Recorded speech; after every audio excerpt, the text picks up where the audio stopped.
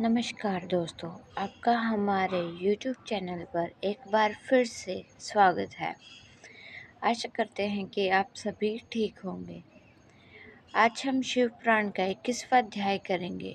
उससे पहले 20वें अध्याय में हमने जाना कि किस प्रकार कुबेर से प्रसन्न होकर दिक्पति से प्रसन्न होकर किस प्रकार महादेव ने उन्हें वर दिया कि वे सदा उनके साथ निवास करेंगे, उनके मित्र के रूप में। ये कहते ही शिव जी वहाँ से अंतर्ध्यान हो गए और वे उनके स्थान पर जाने के लिए चल पड़े।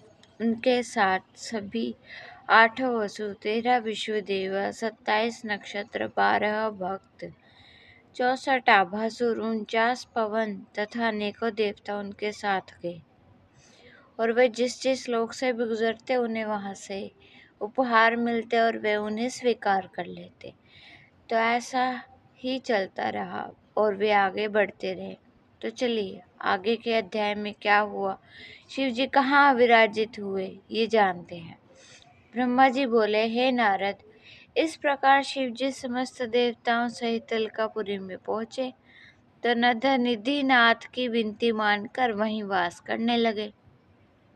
अलकापुरी के अधिपति निधिनाथ ने शिव जी की पूजा करके मेरा भी आदर सत्कार किया। यही बात हर व्यक्ति के लिए उचित है कि जो कोई अपने घर आए उसका सत्कार करे तथा वेद शास्त्र को जानकर अच्छे कर्मों से संसार में प्रसिद्धि प्राप्त करे। फिर शिव जी ने सिंहासन पर विराजमान हो तुरंत ही विश्वकर्मा को कैलाश पर्वत को अत्यंत सुंदर बनाने का आदेश दिया। उन्होंने आज्ञा दी कि प्रत्येक गण तथा सुर मुनि लोगों के लिए भी सुंदर सुंदर मंदिरों की स्थापना की जाए। विश्वकर्मा शिव जी का यह आदेश सुनकर अत्यंत प्रसन्न हो कैलाश पर्वतों पर मंदिरों के बनाने में प्रवृत्त हुए।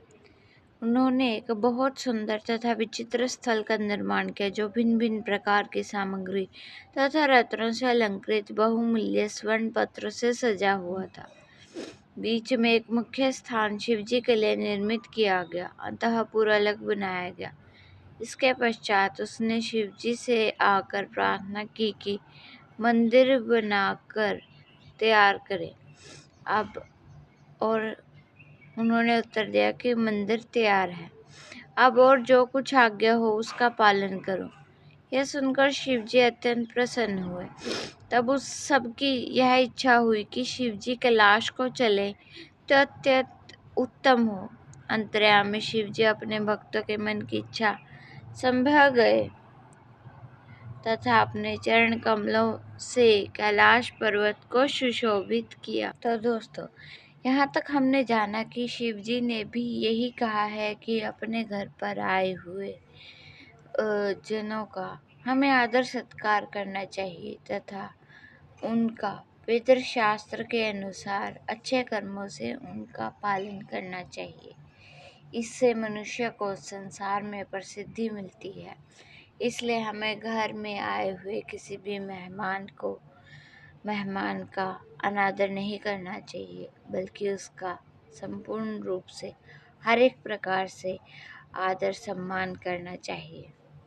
क्या आप भी घर में आए हुए मेहमानों का आदर सत्कार करते हैं या फिर उनका अपमान करते हैं? इतनी कथा कहकर ब्रह्मा जी बोले, हे नारद, उसी समय मैं और विष्णु दोनों ब्राह्मणों को साथ लेकर शिव जी के पास पहुँचे। तब निधिपति ने हम सबकी ओर से प्रार्थना की कि हे स्वामी, सबकी प्रबल आकांक्षा है कि आपका अभिषेक एवं पूजन किया जाए। हम आपको सिंहासन पर बैठाकर पूजा करें जिसमें हमारा मनोरथ सफल हो। शिव जी ने प्रसन्न होकर यह बात स्वीकार कर ली। तब लोग आनंद से तैयारी करने लगे।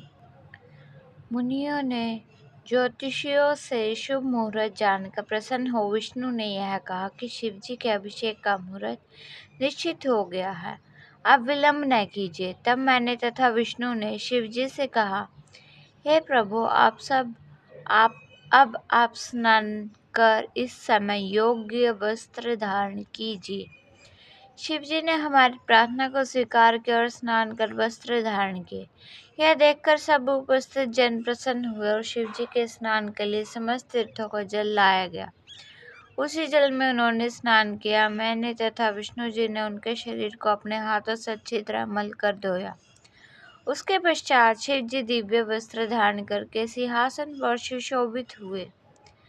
मैंने वेद ध्वनि प्रारंभ की। सर्वप्रथम विष्णु जी ने मंत्र पढ़कर शिव जी की पूजा की तथा लक्ष्मी जी सहित बड़ी भक्ति के साथ बार बार आरती उतारी। समस्त गंधर्व अपने प्रिय स्वर एवं मधुर वाणी में मनोहर गीत गाने लगे। मैंने भी समस्त देवताओं के साथ पूजा की।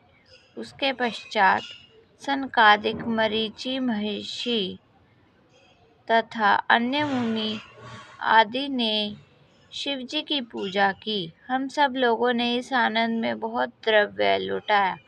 उस समय चारों ओर से धन्य धन्य का शब्द सुनाई देता था। सब लोगों ने अत्यंत आनंद के साथ वह उत्सव मनाया।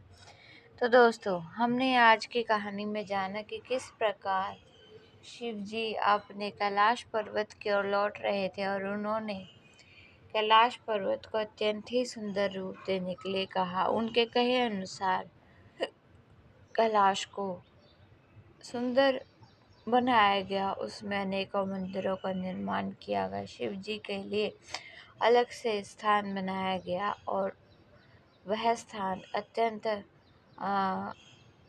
दुर्लभ था। उसको रत्नों से जड़ा गया। उसमें बहुत सारे रत्न लगे हुए थे। इस प्रकार कैलाश पर्वत पर पहुंच जाने के बाद भक्तों की इच्छा अनुसार महादेव का जलाभिषेक किया गया और सभी यह देखकर धन्य धन्य का नारा लगाते रहे। आप अगला अध्याय जानने के लिए व सुनने के लिए हमारे यूट्यूब फैमिली का हिस्सा ज़रूर बने। आपका साथ हमारे लिए अत्यंत महत्वपूर्ण है और वीडियो पसंद आई हो तो लाइक करें, शेयर करें और कमेंट में हर हर महादेव ज़रूर लिखें। तो मिलते हैं अगले अध्याय के साथ। धन्यवाद।